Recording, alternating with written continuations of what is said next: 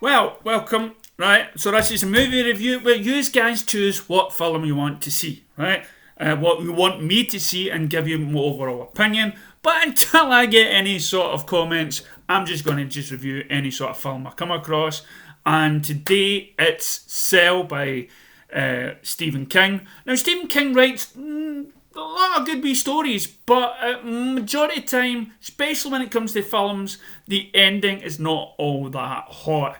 He always seems to like drift away from it, and it's like he gets bored with it or something like that. And as with zombie movies, I always kind of get bored with them because we always end up dead, or it's always a bad ending to the film. And 28 Days Later somehow changed that, but then came out the sequel, and we're all buggered again. So Cell really caught my eye because, first of all, it was Stephen King and it brought back Samuel Jackson with John Cusack, who was in that other sort of horror film. Was it Room 1208 or 1908 or something like that?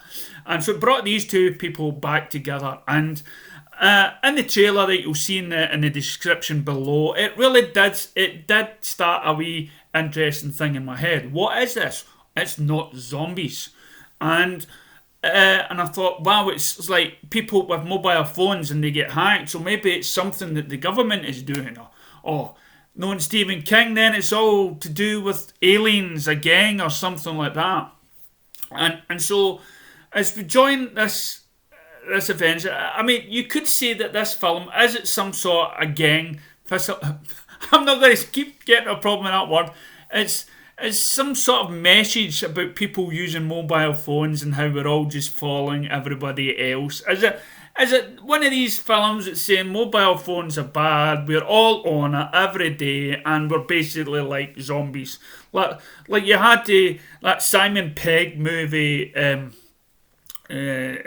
Shaun of the Dead, where it was trying to say, people are already walking around like mindless drones just now, and you wouldn't notice if a zombie apocalypse was outside your door the way people are with other people. Is it one of these movies that you were going to set up? Now, granted, when the film started and got up close to the middle, it really raised some interesting ideas. These zombies seem to be working. And they're not zombies, really. I didn't see much of let's eat them. They were just basically lost their mentality of who they were. You got people staring at fires and go, "Oh, that's a fire." It's like brought them back to the instincts or curiosity of caveman. It's like they've deleted some of the things that made them human, and they're forming like animals in a flock or something. But they're all communicating. They're all scared of the dark, so they all come together and they lie down. And what affects one will affect them all, and so it did come across interesting ideas. But as I said at the start, when you get to Stephen King, it's like the end is different. Okay? The end, now this film's been out for a wee while, so I'm going to be a wee bit of spoilers in here. In the end, you've got in the book, you've got the father and the son, and he might have the cure. So he lets the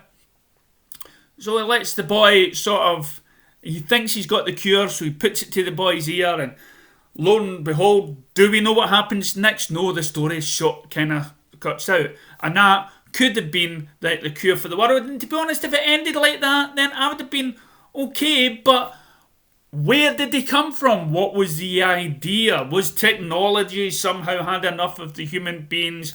Are they behind that? Or is there some aliens? There's no answer. And to be honest, as a cinema person, some of those movies do work for me.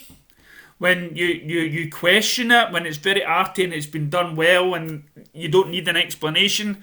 But sadly for me, this one did, because really it gave you two versions of the ending, and it was trying to be smart by saying, this is somebody in his dream state.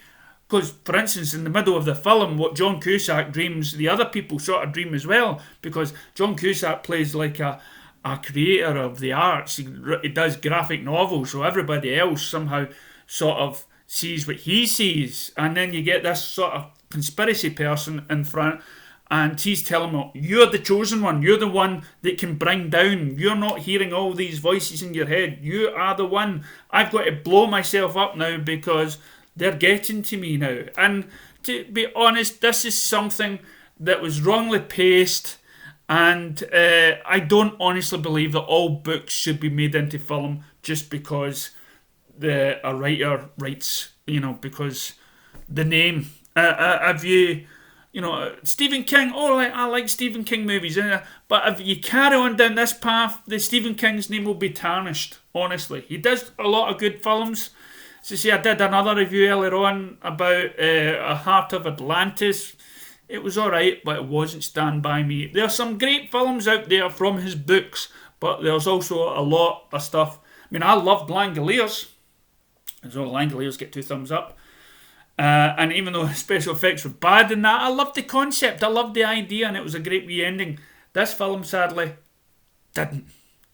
I wouldn't waste your money, I wouldn't waste your time. So for me, this film is this and this. This for potential, and this for the letdown. Okay, if you've got any films or reviews that you want to listen to, something quick, something fast or whatnot, just to see if I liked it or not, let us know in the comments below. Thank you.